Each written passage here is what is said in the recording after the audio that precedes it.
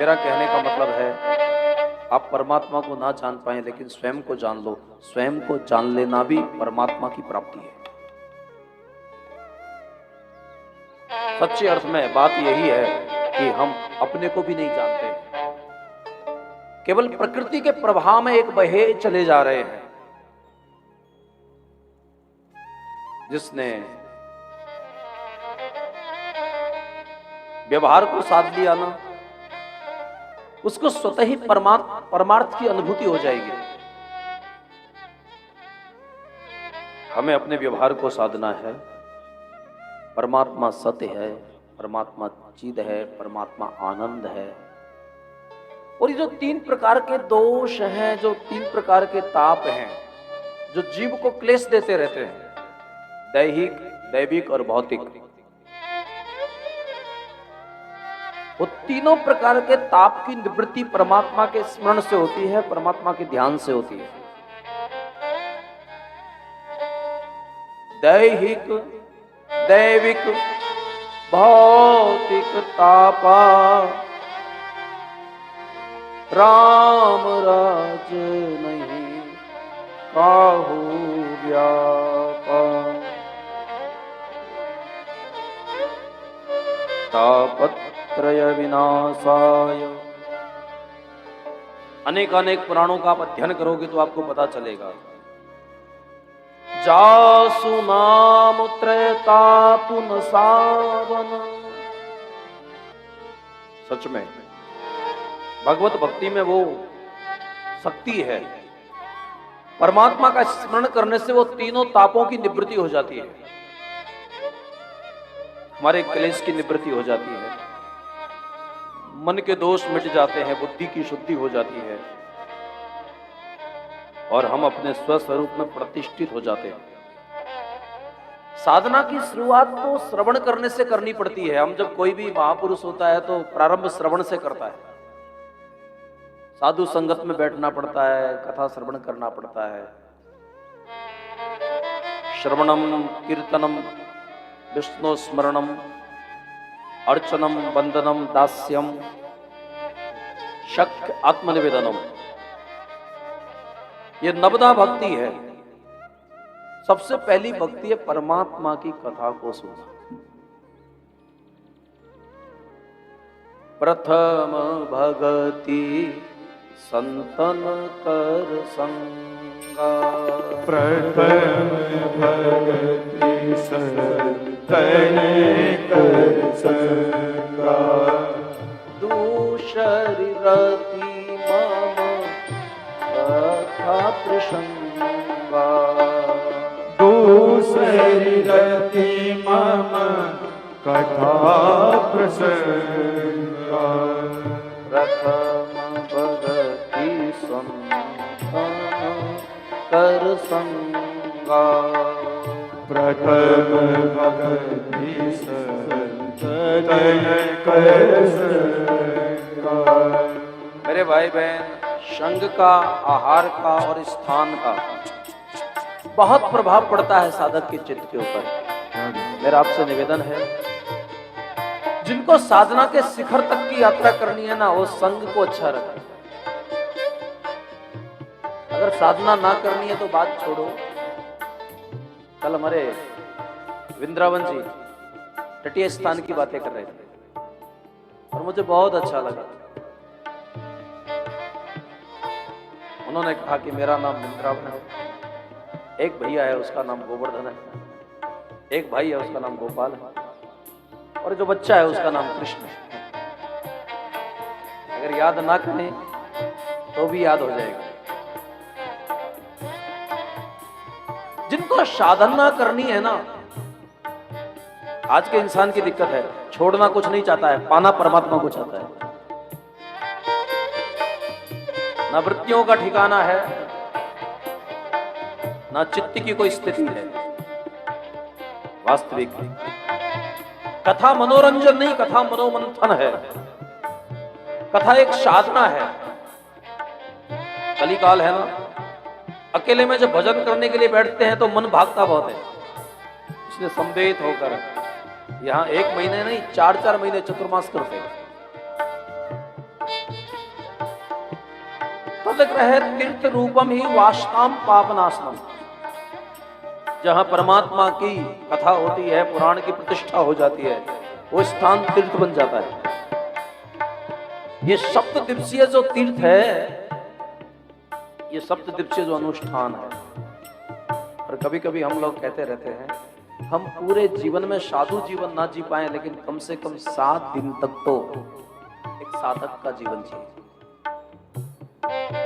साधक का जीवन कैसा होता है यार? आप जब अनुभूति करोगे ना, आप यात्रा करोगे ना, याद रखना संसार में सुख बहुत है लेकिन आनंद नहीं होता है, और भक्ति में आनंद बहुत है, सुख का भरोसा नहीं होता है।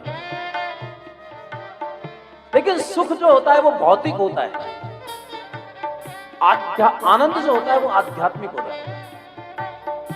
जहां सुख होता है वहां दुख आने की संभावना होती है, लेकिन जहां आनंद होता है ना, आनंद परमात्मा है, आनंद जीवन मुक्ति है।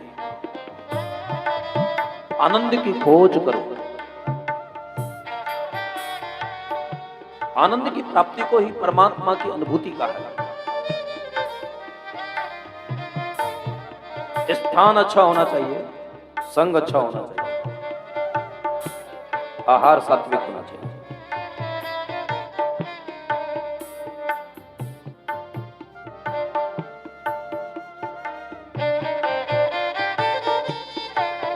भगवान सुखदेव का प्राकट्य हुआ है, जन्म लेते ही जंगल की ओर निकले हैं, कोई वासना बाकी नहीं है, इसलिए संस्कारों की कोई जरूरत भी नहीं है। विकारों को मिटाने के लिए संस्कार किए जाते हैं, लेकिन पुत्र में स्नेह होने के कारण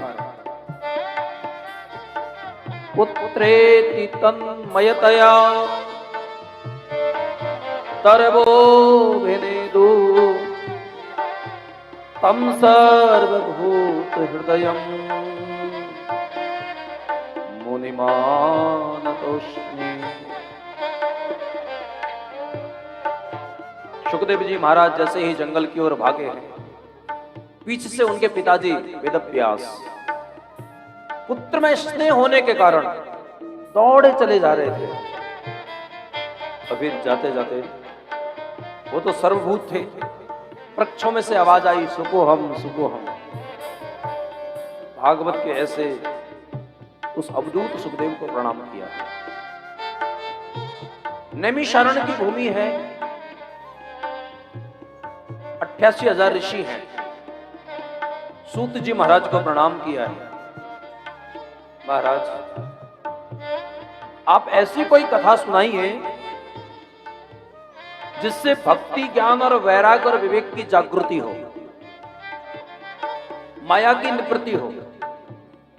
आप सब जानते हैं तीर्थराज नैमिषारण्य जो है, एक बार सभी ऋषियों ने ब्रह्मा जी को कहा, ब्रह्मा जी ने विष्णु भगवान को कहा, हम कहां बैठ के साधना करें।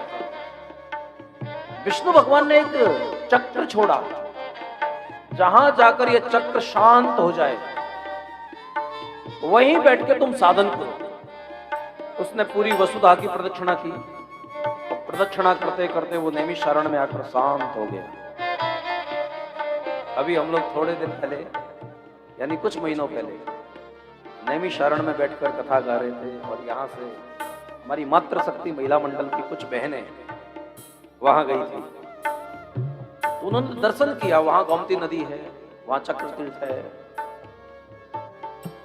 मेरे भाई बहन, बहुत सारे मन में प्रश्न उठते हैं, कौन सा साधन करें जिस साधन को करने से हमारा मन निर्मल हो जाए, हमारी बुद्धि शुद्ध हो जाए। तीर्थ यात्रा करें कि नाम जप करें कि सत्संग करें कि स्वाध्याय करें कि ध्यान करें, बहुत सारे साधन हैं।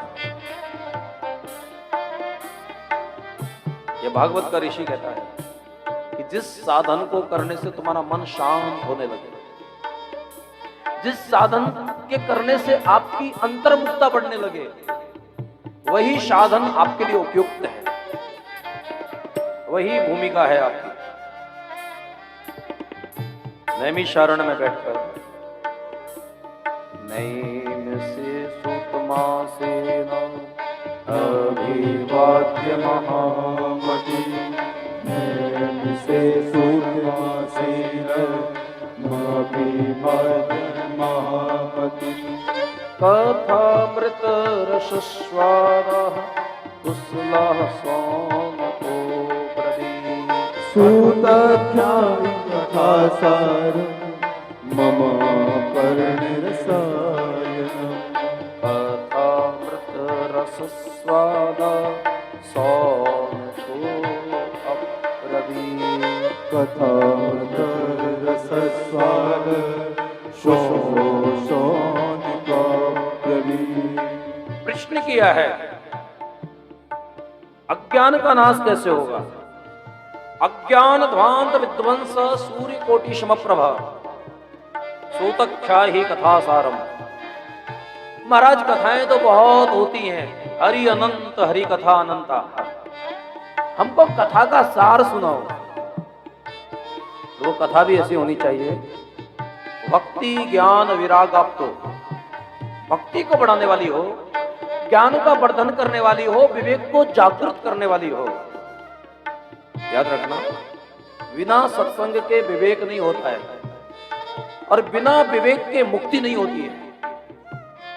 ये मुक्ति की बातें बगैर विवेक के करना बेईमानी है। और विवेक जागृत होता है सत्संग से। सत्संग प्राप्त होता है परमात्मा की कृपा से। सत्संग तो परमात्मा की कृपा से प्राप्त होता है, लेकिन कुसंग से बचो। आज का जो इंसान है संपन्न बहुत है लेकिन कोई प्रसन्न नहीं है। और कभी कभी बड़ा आश्चर्य होता है कि संपन्न भी प्रसन्न नहीं रहता है। कारण क्या है? बहुत पूजा पाठ करते हैं, बहुत कर्मकांड करते हैं, सब कुछ करते हैं, लेकिन जो नहीं करना चाहिए वो नहीं छोड़ पाते। कहीं ना कहीं कोई ना कोई गलती हो रही है। अगर मन अशांत है तो समझ लेना कहीं ना कहीं कोई ना कोई कर्म में दोष है, वरना अशांति का कोई कारण ही नहीं है। यहाँ सब कुछ एक व्यवस्था से चल रहा है। यहाँ जन्म भी होता है, यहाँ जो भी जीवन चल रहा है ना प्राकृतिक है। विनो सत्संग कन हो, विनु सत्संग विवेक न होई। राम कृपा बिनु सुलभ न सोई। राम कृपा बिनु सुलभ न सोई। सत्संगत मुद मंगल मूला। सत्संगत मुद मंगल मूला। और जितने भी साधन है पुराणों में ये सब मूल है। सत्संग जो है वो मूल साधन है। मेरे भाई बहन, विचार जो होता है ना वो कर्म का पिता होता है, जनक होता है। और विचार हमको सत्संग से मिलते हैं। विचार से कर्म होते हैं और कर्म प्रधान है। चाहे गीता को पढ़ो, चाहे रामायण को पढ़ो, चाहे भागवत को पढ़ो। गीता ने भी कहा है कर्मण्यवाधिकारस्ते। रामायण ने भी